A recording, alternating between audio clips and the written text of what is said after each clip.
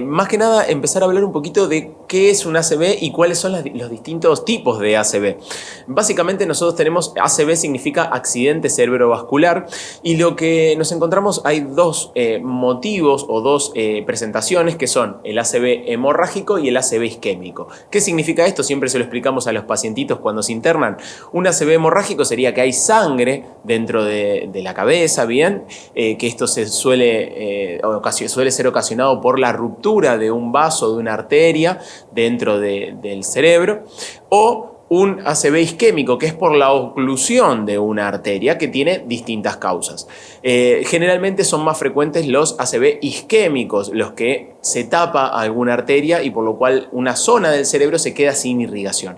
Y estos últimos tienen dos causas más comunes. Una es por la enfermedad aterosclerótica, por aterosclerosis, o sea, porque se tape alguna arteria por una plaquita de colesterol y eso ocluye con un trombo por un accidente de placa, o sea, que se lastime un poquito una arteria y eso la ocluya, o por lo que se llama embolia, que es que se genere un coagulito, generalmente en el corazón, por alguna arritmia, se genera un coagulito, ese coagulito viaja hacia la cabeza y genera la oclusión de la arteria.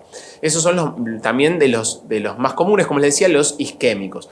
¿Qué pasa? ¿Cómo nos damos cuenta que un paciente tiene un ACV? Eso es lo importante para saber en casa. Bueno, generalmente generan o deterioros del estado de conciencia o problemas a nivel motorosensitivo en forma aguda. O sea, una persona que está tranquila en su casa y en un momento no puede hablar o empieza a hablar mal o no siente o no puede movilizar su brazo, su pierna o se le desvía la comisura labial. Entonces siempre hablamos que cuando un conocido, un amigo, un familiar de alguien que está teniendo en ese momento un ataque cerebrovascular, un accidente cerebrovascular, que le pregunte cosas, que lo indague, que le haga hacer movimientos cuando uno tiene la sospecha, porque va a ver que esa persona no va a poder responder bien, o va a hablar mal, o va a tener algún trastorno a nivel motriz. Y acá es donde nosotros como médicos, cuando los recibimos en la sala de urgencias, tenemos los desafíos, porque muchas veces no todos los pacientes estaban tranquilos en su casa viendo televisión. A veces un paciente es etilista, un paciente que toma alcohol y que normalmente tiene algún trastorno del estado de conciencia y viene con esta complicación, y nosotros, bueno,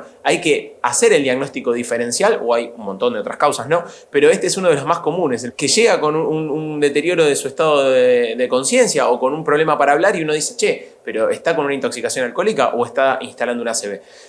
La verdad es que ahí es cuando se plantea un poco la duda diagnóstica. Y vos decías, bueno, ¿cuáles son sus causas?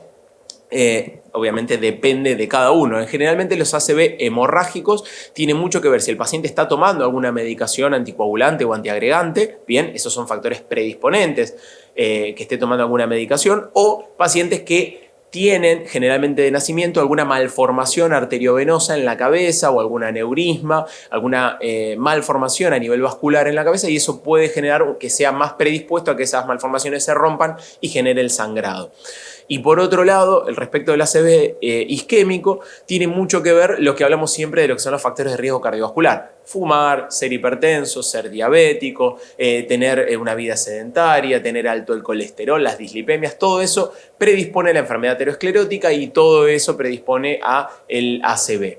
Y también, en el otro caso que hablábamos de las embolias, el tema de las arritmias. Hay algunos pacientes que están predispuestos a una arritmia que es muy puntual, muy técnico, se llama fibrilación auricular, que esa arritmia genera esos coagulitos de los que hablábamos antes, y en esos casos, bueno, el cardiólogo llegará al diagnóstico y tendrá que hacer su tratamiento pertinente. No sé si tenés alguna duda. Sí, te quería preguntar, bueno, ¿cómo se previene todo esto? Bárbaro. Bueno, la forma de prevenirlo es prevenir los factores de riesgo. Tenemos dos lugares donde prevenirlo: la prevención primaria y secundaria y la detección temprana.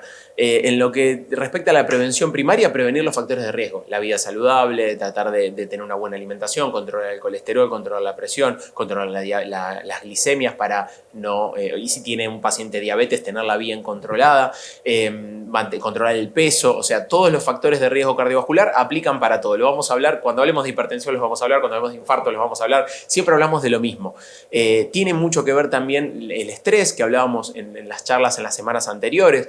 Tratar de, un paciente que está estresado está más predispuesto a tener todo este tipo de patologías, que son las enfermedades crónicas no transmisibles, y en este caso, como la hipertensión, la diabetes, y en este caso esas enfermedades generan esto que se llama stroke o ACV. ACV.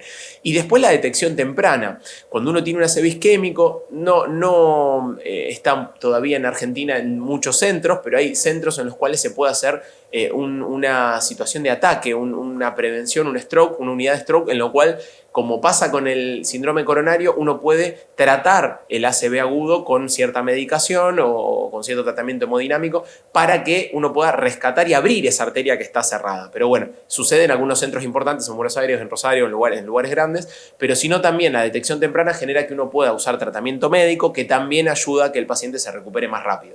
Y después, en lo que respecta a la prevención secundaria, terciaria, el tema de empezar rápidamente con la rehabilitación. El paciente queda con una discapacidad motriz o a nivel del habla y empezar rápidamente con kinesiología, con rehabilitación, eso ayuda a disminuir las secuelas muchísimo. Y eso es importante para después evitar las complicaciones y la mortalidad a mediano y largo plazo. Al principio nombraban los síntomas. Bueno, si alguien está escuchando y tiene alguno de estos síntomas, ¿qué hacer? ¿Cómo actuar?